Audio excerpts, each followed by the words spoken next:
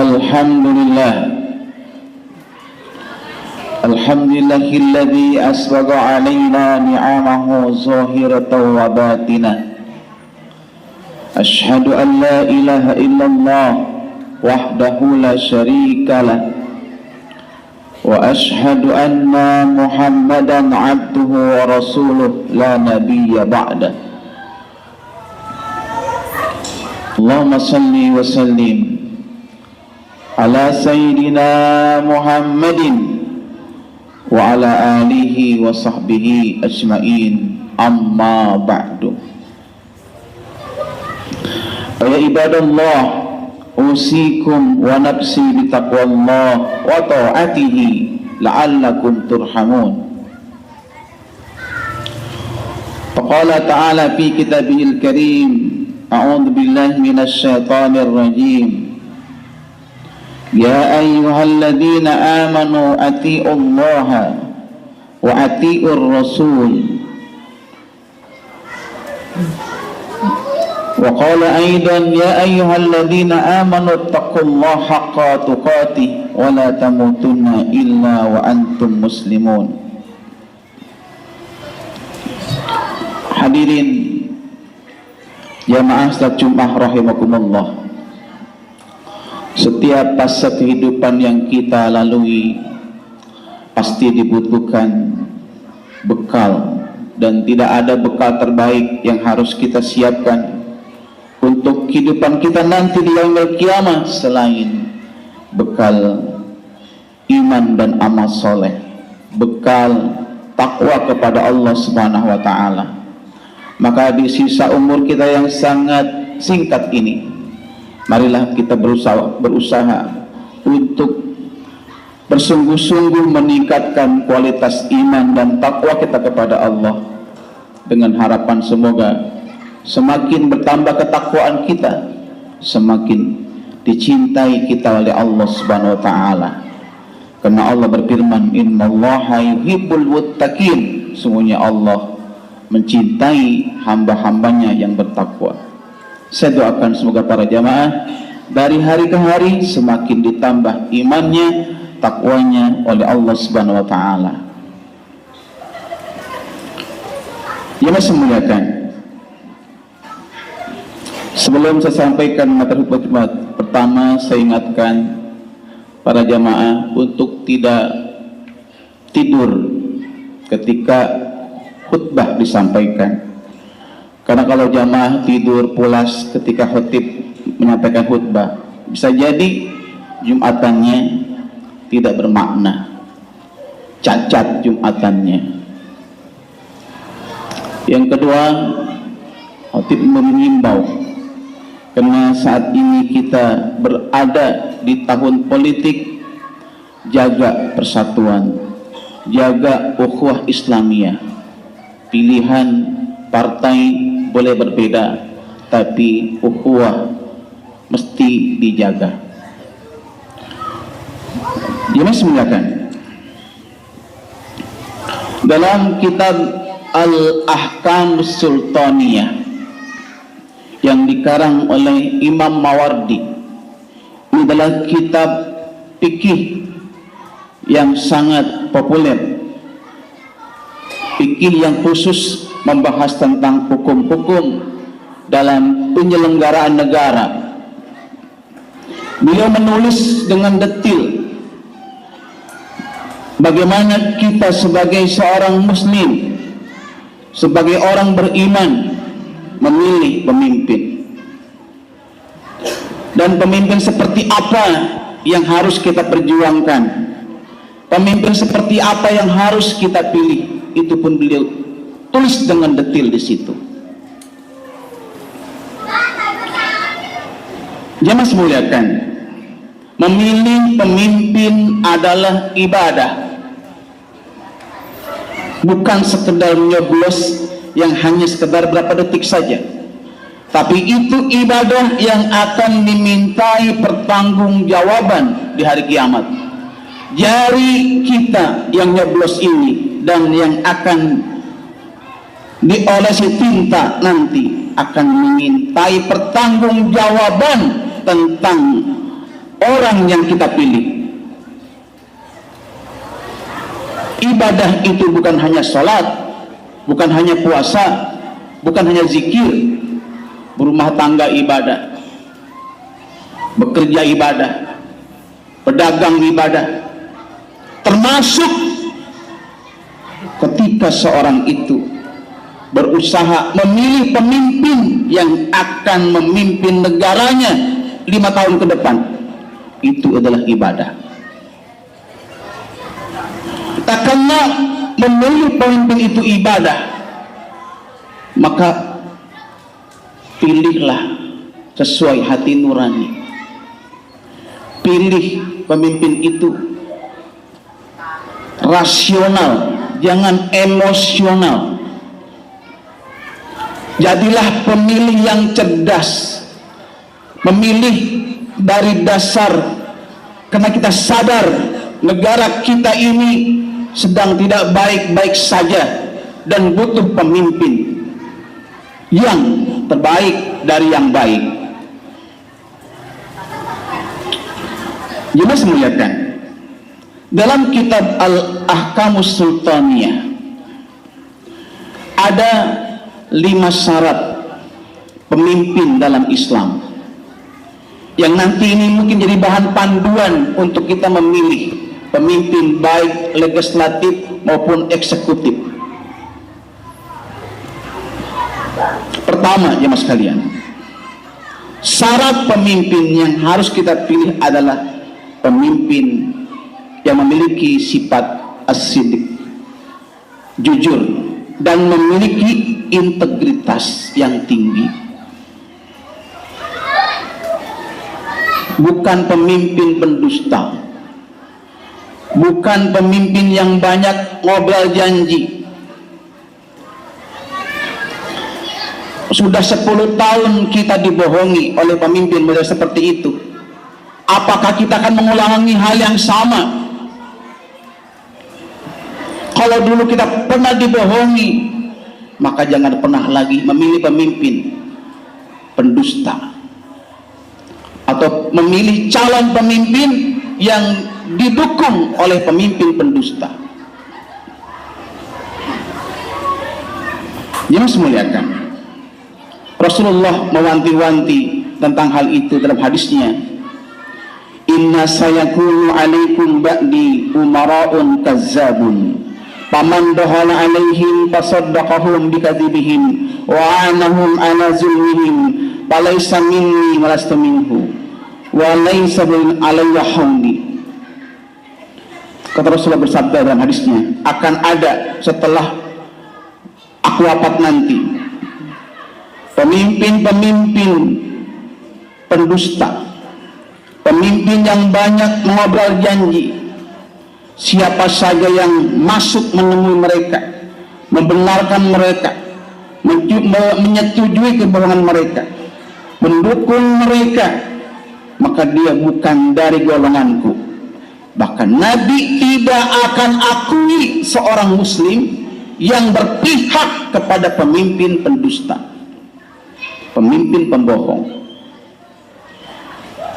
dan dia tidak punya hak untuk mendatangi telagaku. Diharamkan dia minum di telaga Nabi. Dan barang siapa yang tidak masuk pada mereka dan tidak membenarkan kebohongan mereka dan tidak mendukung kezaliman mereka, maka dia adalah dari golonganku dan aku dari golongannya, dan dia akan mendatangi telaga itu di hari kiamat. Hadis sahih. Jadi hati-hati. Kita punya akal, punya hati nurani, bisa membaca mana pemimpin-pemimpin yang punya bakat-bakat bohong dari rekam jejaknya. Maka pilihlah pemimpin yang jujur. Itu yang dianjurkan oleh agama. Kedua, jamaah sekalian semuliakan, pemimpin yang harus kita pilih dalam kitab Al-Ahkamus Sultaniyah adalah pemimpin yang fatonah, pemimpin yang cerdas, cerdas di sini bukan hanya dari sisi intelektual, tapi juga cerdas secara emosional. Pemimpin itu harus bisa mengontrol emosinya. Maka pilihlah pemimpin itu yang bisa menenangkan, tetap adem, tetap dia bisa mengontrol emosi meskipun dikritik, meskipun dihujat, meskipun difitnah sana sini, tetap tersenyum, bukan dendam, marah-marah dan sebagainya. Kita bisa lihat saat debat presiden, debat capres itu, mana pemimpin yang cerdas secara intelektual dan emosional, dan mana pemimpin yang gak cerdas. Kita bisa lihat bahaya kalau seorang pemimpin itu mudah emosi. Bahaya kalau pemimpin itu gak bisa ngontrol emosinya. Jelas sekalian. Maka sekali lagi, memilih pemimpin itu rasional, bukan emosional. Jangan karena kasihan. Waduh, ini kasihan nih, udah nyapres 6 kali gagal terus, udahlah kasihan, aku pilih aja. Itu namanya emosional. Yang rasional bukan begitu. Wah, ini nih dari ketiga ini nih kayaknya yang paling bisa yang ngontrol emosinya yang ini nih. Itu rasional. Yang paling cerdas yang ini nih, itu rasional, bukan emosional. Ya, ini patrona, cerdas. Kita memilih pemimpin yang akan menjadi nakhoda untuk 200 juta lebih penduduk negeri ini. Dia akan hadir di sidang PBB, dia mesti presentasi di depan menteri-menteri, dia mimpin berbagai macam lembaga di situ, lembaga tinggi negara. Maka kalau memilih memimpin yang belum matang secara pengalaman, secara intelektual, ini bahaya buat negara kita. Jadi mari pilih pemimpin yang patona, yang cerdas. Lihat rekam jejaknya, lihat bagaimana ketika dia berbicara. Kita bisa lihat orang itu cerdas, lihat saat dia berbicara. Adakah kata-kata yang mengumpat di situ? Adakah kata-kata yang kasar di situ? Kalau nggak ada, itulah pemimpin yang cerdas. Jangan semuliakan. Bahaya kalau kita menyerahkan sebuah kekuasaan kepada orang yang nggak kompeten. Ibu bersabda, "Idza duyatul amanah pandrisaah." Jika amanah itu sudah disia-siakan, tunggulah kehancurannya. Ya Rasulullah, bagaimanakah amanah itu disia-siakan? Kata Nabi, "Idza usil amru ila ghairi ahlihi pandrisaah." Jika urusan diserahkan kepada orang yang bukan ahlinya, tunggulah kehancurannya. Maka jangan semuliakan. Kalau kita tahu dari sekian banyak capres yang baik itu, kita tahu ada yang terbaik, baik itu akhlaknya, etikanya, cara bicaranya, prestasinya, kita udah tahu, dan itu sudah diakui tidak hanya nasional tapi diakui oleh dunia. Udah kita tahu orang itu terbaik, tapi kita malah memilih pemimpin yang di bawahnya. Berarti kita sudah khianat kepada Allah Subhanahu wa Ta'ala, dan itu akan dimintai pertanggungjawaban. Nauzubillah min dzalik. Jangan semuliakan. Kemudian yang ketiga, pemimpin yang wajib kita pilih adalah pemimpin yang memiliki sifat amanah, tidak curang, tidak khianat. Kita sudah banyak dapat info di media tentang kecurangan-kecurangan yang terjadi. Maka jangan memilih pemimpin yang di awalnya sudah curang, mengotak-atik konstitusi, merubah-rubah konstitusi, itu kecurangan. Kalau di awal aja udah melanggar konstitusi, pasti kesananya dia akan melanggar lagi. Jangan berikan amanah pemimpin kepada pemimpin yang seperti itu. Jemaah muliakan, Nabi bersabda dalam hadisnya, "Ma min abdin yastar'ihillah ra'iyatan yamutu yauma yamutu wa huwa ghasun li ra'yatihi illa hamallahu alaihi jannah." Tidaklah seorang hamba diberikan Allah kesempatan untuk memimpin rakyatnya, kemudian dia meninggal dunia, dan di saat dia meninggal dia mengkhianati rakyatnya, maka kecuali pemimpin itu diharamkan baginya surga. Jadi mari kita dikasih oleh Allah nurani, akal sehat. Gunakan nurani kita, akal sehat kita, memilih pemimpin yang amanah. Dari mana kita tahu amanah? Lihat rekam jejaknya. Dari 3 calon itu, dia pernah diamanahi apa? Oh, dia pernah jadi menteri, oh dia pernah jadi gubernur, oh dia pernah menjadi ini. Bagaimana rekam jejaknya? Kita lihat. Oh, dia amanah, pilih. Kalau dia khianat, enggak amanah, jangan dipilih. Mudah saja mas sekalian.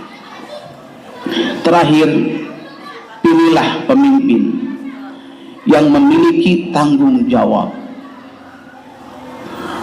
Pemimpin yang memiliki tanggung jawab bukan hanya kepada negara, tapi tanggung jawabnya kepada Allah Subhanahu wa taala. Hari ini banyak pemimpin yang enggak tanggung jawab. Bahkan ketika ditanya oleh wartawan tentang suatu masalah, dibilang itu bukan urusan saya. Yang kayak begini jangan pernah dipilih jemaah sekalian.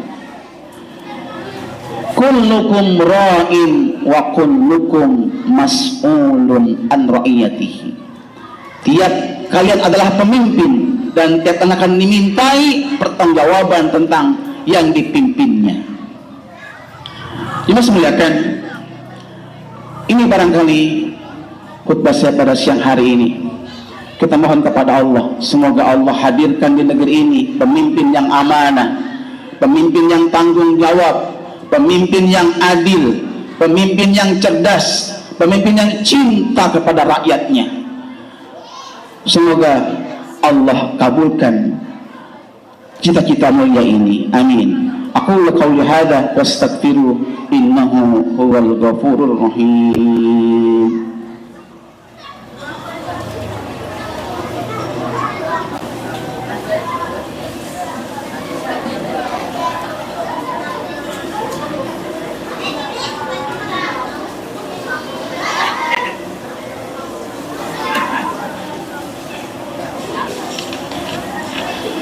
Alhamdulillahi wa kafa, wassalatu wassalam ala nabiyyina Muhammadin nabiyil mustafa wa ala alihi wa sahbihi ahli sidqi wal wafa, amma ba'du.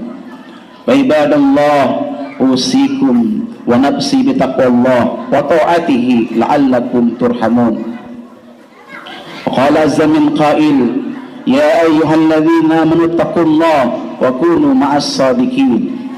قال أيضا إن الله وملائكته يصلون على النبي يا أيها الذين آمنوا صلوا عليه وسلموا تسليما اللهم صل وسلم على سيدنا محمد وعلى آل سيدنا محمد اللهم اغفر للمسلمين والمسلمات والمؤمنين والمؤمنات الأحياء منهم والأموات يا قاضي الحاجة يا كافي المهمات اللهم أعز الإسلام والمسلمين وأهلك الكافر المشركين من اليهود والنصارى والأمريكين والمنافقين الذين يصدون عن سبيلك.